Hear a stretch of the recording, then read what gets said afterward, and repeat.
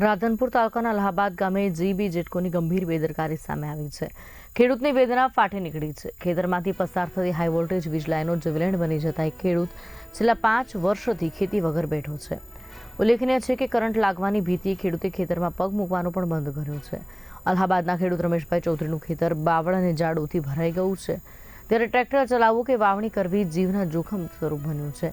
વારંવાર વીજપોલ બદલવા અને નવી લાઈન નાખવાની રજૂઆત કરવામાં આવી હોવા છતાં અધિકારીઓ જૂની લાઈન જ રિપેર થશે, નવી લાઈન નહીં આવે તેમ કહી જવાબદારી ટાળી રહ્યા છે। સવાલ એ છે કે ખેડૂતને ન્યાય તંત્ર અપાવશે કે પછી કોઈ મોટી દુર્ઘટના પછી જ જાગશે। રજૂઆત કરવા છતાં એને બીજે ધોબળા નાખવા તૈયાર છે, પણ ધોબળામાં ફાટી ગયેલા ધોબળાને રિપેરિંગ કરવા તૈયાર નથી, બરાબર। ઓના કારણે અત્યારે આ જીવતો વાયર પડ્યો, આ વાયર તૂટી ગયો છે, બરાબર।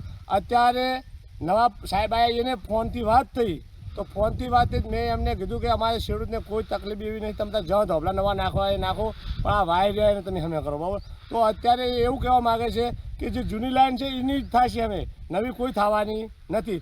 મેં એવું એને જાણ કર્યું કે અમારે ખેતર કોઈ ભાજ્યો રાખતો નથી। ઉપર આ જેટકોની લાઈન હેડી, જેટકોની લાઈનને તમે દેખાડો તો જો અમે બાવળિયા જ ઊભા છે બધું, બરાબર।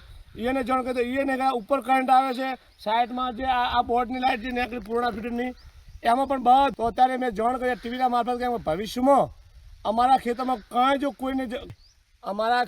કાંઈ જો કોઈને જાનહાનિ થાય તો એનો જવાબદાર બોર્ડ રહેશે। એના કારણે જ અમારે મીડિયાને જાણ કરવી પડી।